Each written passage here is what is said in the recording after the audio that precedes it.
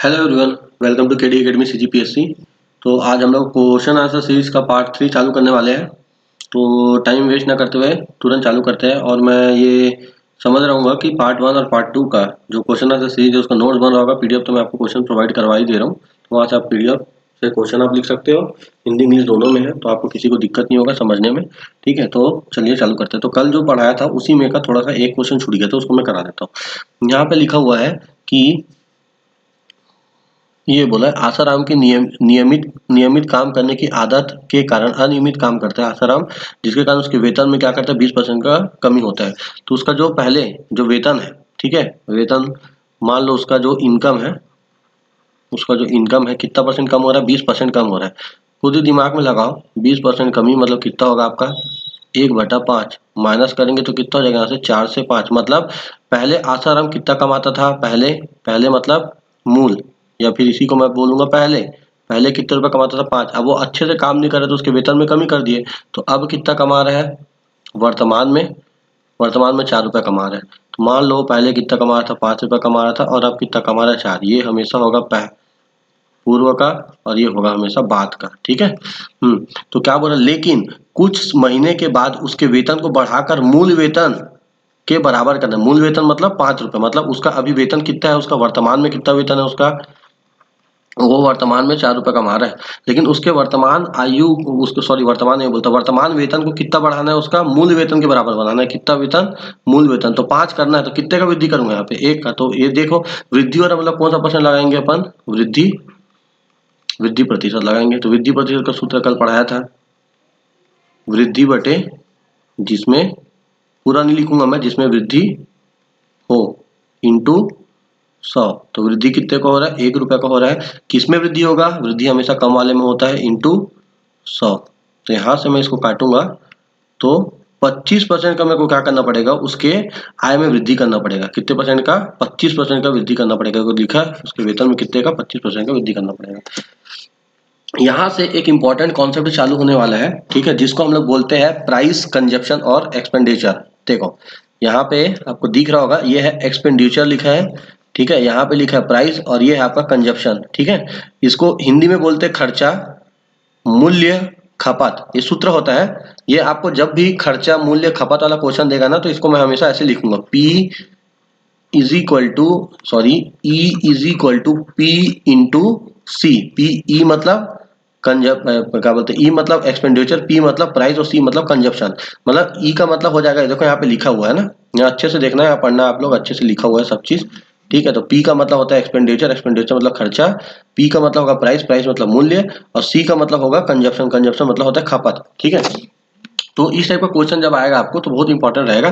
क्या होगा देखो, इस टाइप के क्वेश्चन में ना मैक्सिमम केस में आपका जो खर्चा रहता है ना, वो क्या रहेगा, आपका समान रहेगा। अगर नहीं रहेगा तो केस अलग होता है ना। अगर आपको क्वेश्चन में खर्चे के बारे में नहीं बताया है तो आप क्या मान के चलोगे, खर्चे को समान मान के चलना। यहाँ पे लिखा हुआ है देखो, सबसे नीचे वाला लाइन में क्या लिखा है यहाँ पे, जब क्वेश्चन में एक्सपेंडिचर मतलब खर्चे के बारे में नहीं बताया हो तो उसमें हमेशा क्या मानेंगे, उसको नियत मानेंगे। नियत मतलब उसको समान मानेंगे हर केस के लिए। जैसे 2 व्यक्ति है, एक मैं हूं और एक कोई दूसरा व्यक्ति है, तो दोनों के लिए खर्चा क्या मानेंगे हम लोग यहाँ पे, समान मानेंगे। तो वही चीज यहाँ पे लिखा हूं, अगर खर्चा यहाँ पे क्या होगा, ये सूत्र है वाला, ठीक है, इसको याद करना है आपको, इसके बिना सूत्र का नहीं बनेगा। तो यहाँ पे मैं लिखा खर्चा EXP मतलब खर्चा, खर्चा कितना ले लिया, कांस्टेंट, कांस्टेंट मतलब नियत। तो प्राइस जो है ना डायरेक्टली प्रोपोर्शनल हो जाएगा, ये इनवर्सली प्रोपोर्शनल हो जाएगा 1 बटा कंजप्शन के। मतलब अगर इसको हिंदी में लिखूंगा तो यहाँ पे जो मूल्य होगा ना, मूल्य जो है व्युत क्रमानुपाती हो जाएगा किसके, खपत के, किसके, खपत के। इसी को आप उल्टा भी लिख सकते हो ऐसे। तो जो खपत है यहाँ पे, जो खपत है वो व्युत क्रमानुपाती हो जाएगा किसके, मूल्य की। इसका मतलब ये होता है कि जैसे मैं कंजप्शन को बढ़ाऊंगा, यहाँ पे लिखा हुआ है देखो, जैसे मैं यहाँ पे कंजप्शन को बढ़ाऊंगा तो प्राइस का वैल्यू क्या हो जाएगा, अपने आप कम हो जाएगा। जाहिर सी बात है कि आप, है ना, खपत को है ना, और वैसे यहाँ पे क्या लिखा है, प्राइस को मैं जैसे बढ़ाऊंगा, प्राइस को जैसे मैं बढ़ाया तो खपत क्या करोगे, आप कम करोगे। देखो नॉर्मल है, इनकम टैक्स आप यूज कर सकते हो। इनकम टैक्स अगर आप आए वाय पढ़ोगे तो पता चल जाएगा। जैसे कि मान लो अभी के डेट में कोई चावल है, वो कितने किलो का है, 50 किलो का है। ठीक है ना, 50 किलो का आप क्या लेते हो, राइस लेते हो अभी, है ना। आप मान लो कितना किलो खाते हो, 50 रुपए का आप चावल लेते हो। ठीक है, यहाँ पे 50 रुपए का आप क्या लेते हो, राइस लेते हो। ठीक है, आप अभी 2 किलो खा रहे हो, अगर यही चीज आपका 100 रुपये हो जाएगा तो आप क्या करोगे, राइस का क्वांटिटी कम करोगे, आप कितना खाओगे, 1 किलो खाओगे। तो ये होता है जब प्राइस जैसे बढ़ेगा, देखो प्राइस जैसे बढ़ा इसका, तो इसका जो खपत है, आप खा कितना, 1 किलो खा, पहले 2 किलो खाते थे, आप कितना कर दिए, 1 किलो, तो कमी कर दिया ना। तो वही चीज यहाँ पे बता रहा हूँ कि जैसे प्राइस बढ़ेगा किसी भी चीज का तो आप उसका खपत कम करोगे, ठीक है। ठीक वैसी जैसे आप लोग देखोगे अभी, है ना, मान के चलो टमाटर का ही रेट अभी बहुत ज्यादा है ना, तो टमाटर का अगर रेट अगर अभी ज्यादा है तो आप क्या करोगे, है ना, कम टमाटर यूज करोगे। और ठंडी के टाइम में टमाटर एकदम बहुत मतलब कम रेट में मिलता है, तो आप तब टमाटर बहुत सारा आप यूज करते हो ना, तो उसको वही आप एक दिमाग लगा सकते हो। तो खपत अगर आपका बढ़ेगा, हाँ, ये अगर आपका खपत बढ़ेगा तो आपका प्राइस कम होगा, ठीक है। जैसे आप टमाटर का ज्यादा यूज करना चालू कर दिए प्राइस ठंडी के दिन में, तो प्राइस वैसे ही कम हो जाता है, ठीक है। और जैसे उसका प्राइस बढ़ जाएगा तो आप उसका खपत कम करना चालू कर दोगे, ठीक है। ये इसका कॉन्सेप्ट होता है। तो अगर प्राइस का अनुपात यहाँ पे देखो लिखा हुआ है, ये अगर प्राइस का अनुपात x अनुपात y है तो खपत, ये प्राइस है, प्राइस मतलब मूल्य, हाँ, ठीक है, ये आपका प्राइस है, ये आपका मूल्य है, और ये आपका खपत है। अगर आपका मूल्य का अनुपात x अनुपात y है तो खपत का अनुपात उसका जस्ट उल्टा होगा, खपत का अनुपात उसका क्या होगा, जस्ट उल्टा। और ठीक वैसी अगर उसका खपत का अनुपात कितना है, x अनुपात y है, तो उसका जो मूल्य का जो अनुपात है उसका उल्टा होगा। बस यही है, छोटा सा कॉन्सेप्ट है, इसको अच्छे से आप पढ़ना। कहीं पे डाउट होगा तो मेरे को बिल्कुल पूछना, इसका मैं आपको फोटो अच्छे से डाल दूंगा ग्रुप में, ठीक है। अगर आप बोलोगे इसके लिए अलग से वीडियो बनाना तो मैं उसके लिए अलग से भी वीडियो बना दूंगा, 2-4 मिनट का रहेगा, उसको और अच्छे से समझ लेंगे। जैसे आप क्वेश्चन पढ़ाऊंगा तभी और समझ में आएगा। तो हम लोग क्वेश्चन चालू करते हैं। जैसे यहाँ पे लिखा है चीनी की कीमत में 25% की वृद्धि होती है, तो फिर कितने प्रतिशत की खपत कम हो जाएगी। व्यय समान रहेगा, व्यय मतलब वही खर्चा, व्यय उसी को बता रहा है। ये जो व्यय व्यय बोल रहा है ना, वो खर्चा ही है ना।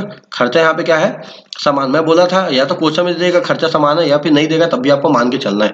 तो यहाँ पे चीनी मैं यहाँ पे लिखूंगा पी, क्या लिया, पी, है ना। और यहाँ पे ईएक्सपी मतलब होता है खर्चा। खर्चा मेरा क्या है यहाँ पे, समान है। जब खर्चा समान रहेगा ना तभी ये अनुपात काम करता है ना। खर्चा अगर समान रहेगा, तो जैसे मैं पीछे जाता हूँ, अगर खर्चा मेरा समान रहेगा, है ना, तभी इसको यूज करना है। ये जो जितना भी यहाँ पे जो मेथड बता रहा हूँ ना, ये जो अनुपात है, ये अनुपात है, ये कब काम करेगा, जब आपका खर्चा क्या रहे, समान रहेगा। अगर खर्चा अलग रहेगा तो मेथड नहीं काम करेगा, ठीक है ना। ये खर्चा समान रहेगा तभी मेथड ये काम करने वाला है, ठीक है।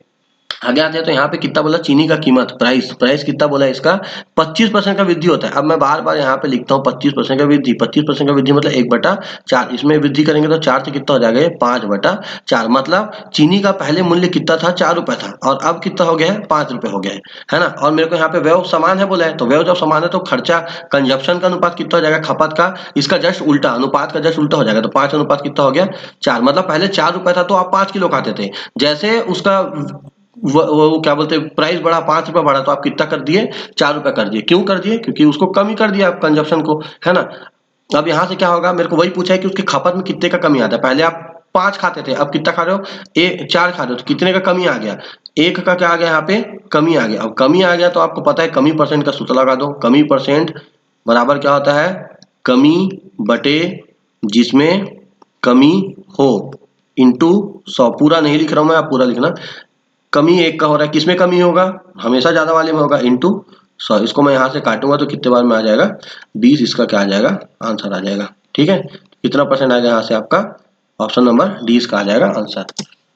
आगे आते हैं, सेम वही क्वेश्चन है, चीनी की कीमत में 16.2/3% की वृद्धि करते हैं, है ना। और ये वही लास्ट में क्या लिखा है, देखो यहाँ पे पढ़ो, यहाँ पे आपका लिखा है व्यय आपका समान है, व्यय समान है तो फिर वही फॉर्मूला, ठीक है। तो पी ब्रैकेट में कितना, 16, तो 16 सही 2/3% का वृद्धि हो रहा है, मतलब इसका 1/6, और वृद्धि करना है तो कितना होगा, 7/6। मतलब प्राइस पहले कितना रुपए था, 6 रुपए था, और अभी कितना हो गया, 7 रुपए। तो जैसे ही प्राइस वृद्धि होगा, और यहाँ पे खपत आपका समान है, ये खपत सॉरी व्यय आपका समान है, ठीक है, एक्सपेंडिचर आपका समान है, तो इसका जो अनुपात है जस्ट उल्टा हो जाएगा, 7/6। तो वही पूछ रहा है खपत में कितने का कमी आ रहा है। खपत में देखो क्वेश्चन में दिया खपत में कमी, तो खपत में कमी कितने का हो रहा है, 7 से कितना हो रहा है, 6, तो 1 का क्या हो रहा है यहाँ पे, कमी। तो फिर कमी परसेंट लगा दो, कमी परसेंट बराबर कितना होता है, कमी बटे जिसमें कमी हो, इंटू 100। कमी कितने का हो रहा है, 1 का, और किसमें कमी होगा, 7 में, इंटू 100। और इसका भिन्न आपको मैं बताया हूँ, 1/7 इंटू 100 का कितना होता है, 14 सही 2/7%। और इसका दशमलव वाला भी याद करना है, 14.28 %। तो इसका ऑप्शन नंबर डी आएगा। 24 नंबर क्वेश्चन, वही क्वेश्चन है अभी तो इसको सेम वही क्वेश्चन है, सेम क्वेश्चन है। ठीक है, यहाँ पे आते हैं, है ना। चीनी की कीमत में 25% की कमी, और देखो व्यय यहाँ पे समान है, व्यय मतलब खर्चा यहाँ पे समान है। जब खर्चा आपका समान है तो अनुपात उल्टा होगा, ये तो याद रखना। तो चीनी की कीमत, प्राइस, चलो प्राइस लिखते हैं, पी लिखा, पी कितने का कमी हो रहा है, 25% का कमी। 25% का कमी मतलब होता है 1/4। 1/4 में कमी किया, कितना आया यहाँ से, 3/4। तो पहले उसका मूल्य कितना था, 4 रुपए था, अब कितना हो गया, 3 रुपए हो गया। तो कंजप्शन इसका जस्ट उल्टा होगा, 3:4 हो जाएगा। अब बोला है कि उसके खपत में, जाहिर सी बात है, पहले वो 4 रुपए का मिल रहा था तो आप कम खा रहे थे, 3 रुपए। अब जैसे उसका मूल्य कम हुआ, 3 रुपए हुआ, तो आप कितना खाना चालू कर दिए, 4 रुपए, 4 खाना चालू कर दिए। जाहिर सी बात है, पैसा जैसे कम होगा आप खपत बढ़ा दोगे उसका। ठीक है, तो 3 है, 3 से कितना हो रहा है, 4 हो रहा है। तो उसके खपत में कितने का वृद्धि हो रहा है, 1 का वृद्धि हो रहा है। तो आपको वृद्धि परसेंट तो पूछा है, कितने का वृद्धि हो रहा है। तो वृद्धि परसेंट बराबर कितना होता है, वृद्धि बटे जिसमें वृद्धि हो इंटू 100। वृद्धि कितने का हो रहा है, 1 का हो रहा है। किसमें वृद्धि होगा, हमेशा कम वाले में, इंटू 100। इसका भिन्न आपको पता है 33 सही 1/3% होता है, और इसका दशमलव 33.33%। ठीक है, ऑप्शन नंबर सी। अब अगर यही चीज आपको पता नहीं रहता ना, तो आप इसको भाग देते बच्चे टाइप का, और वही चीज आपको मैं पहले रटा दिया हूं, तो ये बहुत ईजी हो जाता है। यहाँ से त्रिभुज का आधार, आप देखो यहाँ पे त्रिभुज के बारे में अभी आपको नहीं पता होगा, तो मान लो त्रिभुज का क्षेत्रफल का एरिया का सूत्र होता है 1/2 इंटू आधार इंटू ऊंचाई। ठीक है, ये सूत्र होता है, आप दिमाग में रख लेना। तो त्रिभुज का आधार, आधार है ना, आधार को हम लोग हमेशा बेस बोलते हैं इंग्लिश में, और ऊंचाई को बोलते हैं हाइट। ठीक है, तो त्रिभुज का जो आधार है ना, आधार मतलब बेस, तो त्रिभुज के बेस में कितना वृद्धि कर रहे हैं, देखो यहाँ पे बढ़ा रहे हैं, कितना बढ़ा रहे हैं, 33 सही 1/3% बढ़ा रहे हैं। तो वृद्धि कर रहे हैं, तो 1/3 होगा प्लस का, तो 4/3 हो जाएगा। मतलब ये पहले का त्रिभुज है, पहले का, और ये बाद वाला है, बाद वाला मतलब वृद्धि के बाद। तो पहले वो 3 का था उसका बेस, अब कितने का हो गया है, 4 का हो गया है।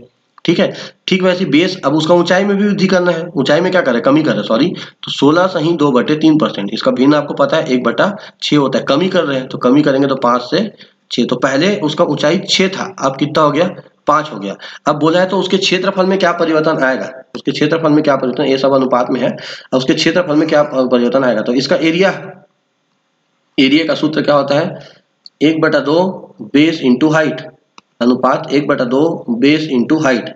अब ये पहले वाला है तो इसको 1 ले लेते हैं, और बाद वाला है तो इसको 2 ले लेते हैं। यहाँ 1 1, ये हो जाएगा 2 2। तो एक एक ये कट जाएगा, 1/2 अनुपात में है। तो ये हो गया B1, ये हो गया B1, ये हो गया आपका B2, ये हो गया आपका H1, और ये हो गया आपका H2। तो यहाँ रख दो। तो B1 कितना दिया है 3, H1 कितना दिया है 6, यहाँ से 4 इंटू 5, है ना। जो कटेगा काट दो, यहाँ से 2 से कटेगा, 2 से 3 बार में, और 2 से 2 बार में, इसका गुणा कर लो तो 9:10। तो उसके क्षेत्रफल में क्या परिवर्तन आ रहा है, कितने का परिवर्तन आ रहा है, पहले उसका क्षेत्रफल 9 था, अब कितना हो गया 10। तो कितने का वृद्धि हो गया, 1 का वृद्धि हो गया। तो वही बोला परिवर्तन, तो वृद्धि प्रतिशत निकाल दो। वृद्धि प्रतिशत बराबर कितना होता है, वृद्धि बटे जिसमें वृद्धि हो इंटू 100। वृद्धि कितने का हो रहा है, 1 का वृद्धि हो रहा है, किसमें होगा, कम वाले में, इंटू 100। तो इसका भिन्न आपको पता है कितना होता है, 11 सही 1/9%, और 11.11% इसका भिन्न होता है। ठीक है,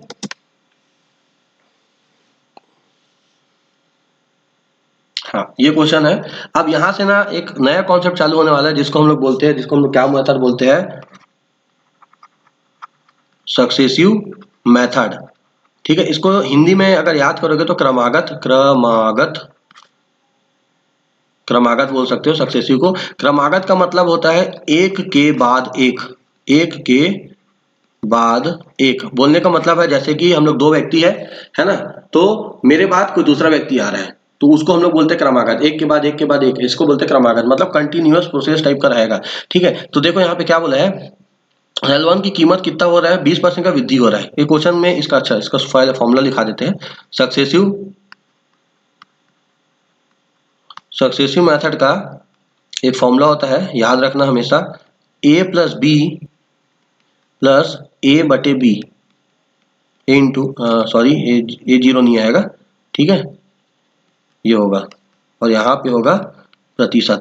अब यहाँ पे समझना, अगर आपको ए को वृद्धि कर रहा है, अगर ए आपका वृद्धि हो रहा है तो उसको लेना है पॉजिटिव में, ठीक है। और कहीं पे भी अगर ए को नेगेटिव ले रहा है तो उसको क्या लेंगे अपन, मतलब कमी हो रहा है तो उसको वहां लेंगे नेगेटिव। बस यही याद रखना, वृद्धि होगा तो पॉजिटिव और कमी होगा तो नेगेटिव। वो ए के लिए भी हो सकता है, बी के लिए भी हो सकता है, ठीक है, जरूरी नहीं कि इसके लिए होगा। तो यहाँ पे देखो क्या बोल रहा है ना, कितने का वृद्धि हो रहा है पहले, है ना, उसकी कीमत में 20% का वृद्धि हुआ, और फिर देखो एक के बाद एक अभी वृद्धि किया 20% का, फिर वो 10% का वृद्धि कर दिया। मतलब क्या हो रहा है यहाँ पे, आप किसी को भी मान सकते हो, इसको मान लिया ए, इसको मान लिया बी, तो इसको डायरेक्ट सूत्र से बना सकते हो सक्सेसिव। तो कितने का कुल संयुक्त तो निकाल देते हैं सक्सेसिव, ऐसा मेथड है ना।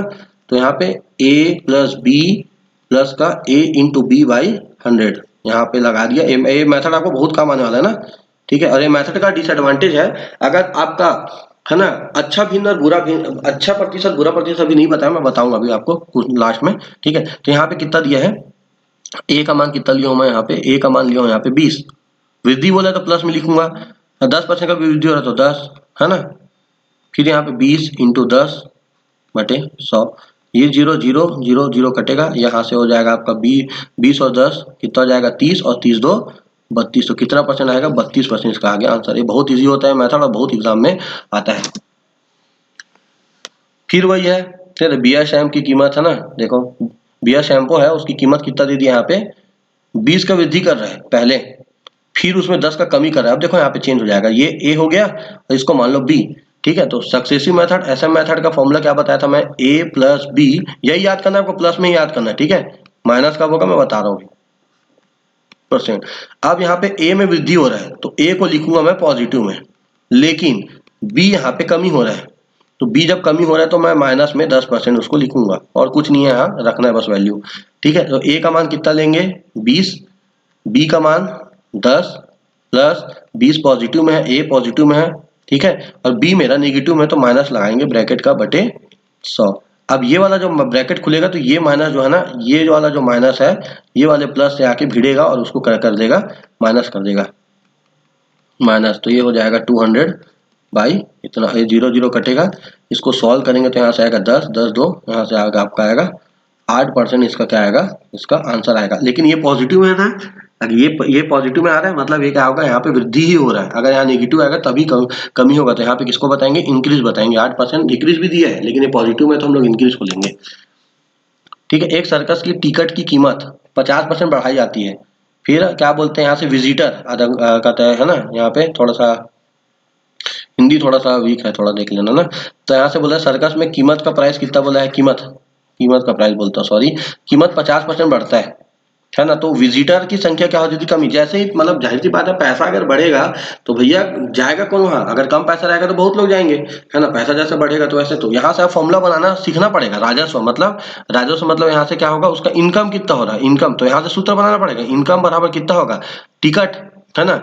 मतलब टिकट का प्राइस, प्राइस किसका, प्राइस है किसका, टिकट का, into number of visitors, number of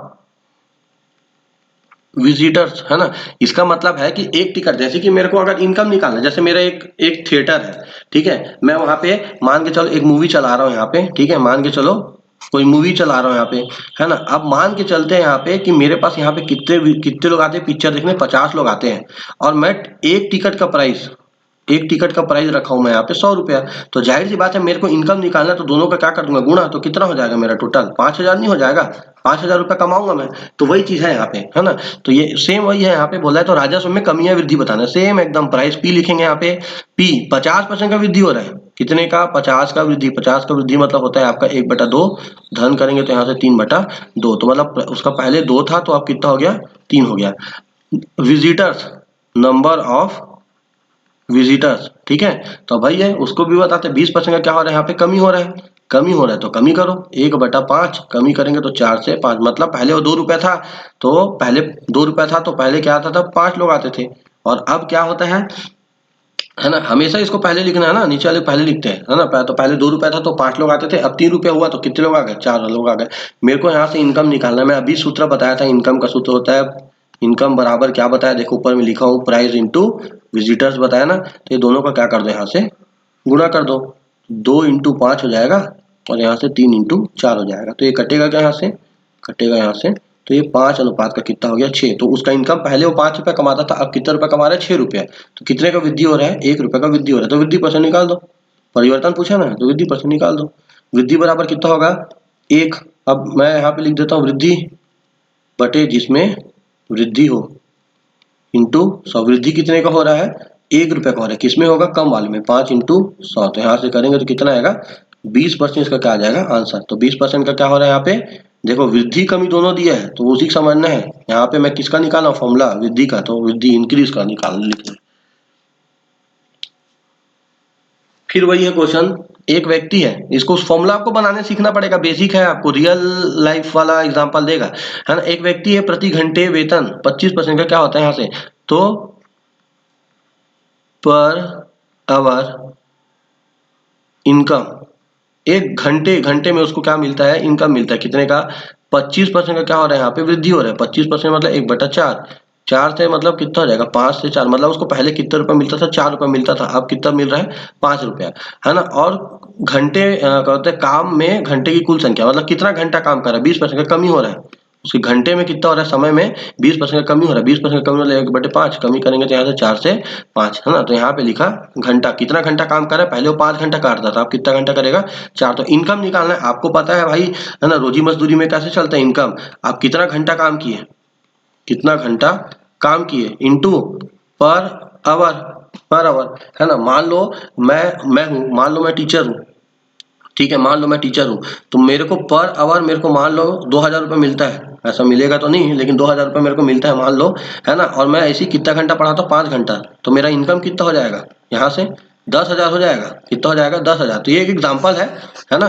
तो वही चीज़ है यहाँ पे, तो इसका फॉर्मूला कितना हो जाएगा इसका, डायरेक्ट हम यहाँ से इनकम निकालेंगे तो इनकम बराबर क्या हो जाएगा, इनकम बराबर पर, मैं पूरा नहीं लिख रहा हूँ, per hour income into our कितना घंटा काम किया, तो वही दोनों का गुणा करना है कुल मिला के। तो यहाँ से हो जाएगा 20 और यहाँ से हो जाएगा 20। तो 20 और 20 बराबर हो गया, जब बराबर हो गया तो कोई भी चेंज नहीं होगा, पहले भी 20 रुपये कमाया था अभी भी 20 रुपये कमाया, तो क्या होगा यहाँ पे कोई भी चेंज नहीं होगा, कोई भी परिवर्तन नहीं होगा। ठीक है, तो आज के लिए इतना वीडियो हम लोग सफिशियंट रखते हैं। ठीक है, और भी है, धीरे धीरे हम लोग पढ़ने वाले अच्छा कॉन्सेप्ट पढ़ेंगे। मैं पूरा गणित आपको कंप्लीट कराऊंगा, बोला हूँ निःशुल्क, मतलब निःशुल्क में पढ़ाऊंगा। ठीक है, अगर वीडियो अच्छा लगेगा तो बिल्कुल लाइक करना, कमेंट करना, शेयर करना है ना, क्योंकि मैं फीस तो ले नहीं रहा हूँ, तो मेरे लिए यही जो आप दे रहे हो वही है आपका दक्षिणा। लाइक कर देना, शेयर कर देना, सब्सक्राइब कर देना और किसी जरूरतमंद है उसको शेयर कर देना है ना। तो थैंक यू।